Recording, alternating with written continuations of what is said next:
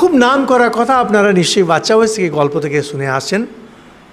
শরণ ক্ষালনে কৃষ্ণ ব্রাহ্মণানাম স্বয়ং ইয়া ভূত। ব্রাহ্মণ অতিথিরা আসবেন, এত বড় যজ্ঞ হচ্ছে, তাদের পা ধোয়া হবে। নিয়ম, বাইরে থেকে যখন কেউ আসে পা ধোয়ার জন্য জল দিতে হয়। শ্রীকৃষ্ণ ওই দায়িত্বটা নিলেন যে তিনি সবারই পা ধোবেন। এটা আমি যখন প্রথম বাচ্চা বয়সে এটা শুনি, তখনও শুনে আমার না দারুণ লেগেছিল যে মানুষের কতটা শক্তি হলে তবে এভাবে করতে পারে।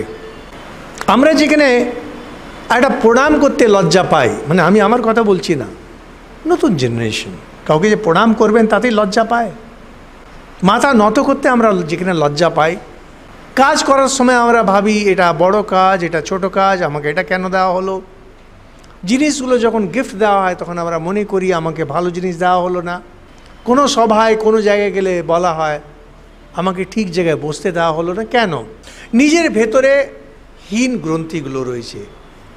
স্বামীজি এক জায়গায় গুরু ভাইদের বলছেন যে ভাই, আমার মধ্যে আর যাই দোষ থাকুক, আমার ভেতরে জেলাসি নেই, হিংসার ভাব।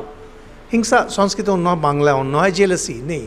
তিনি এত বড়, কার প্রতি কী জেলাস হবে, এত উঁচু যে বেস্ট, সে কার প্রতি জেলাস হবে? জেলাস হয়েছে সেকেন্ড বেস্ট।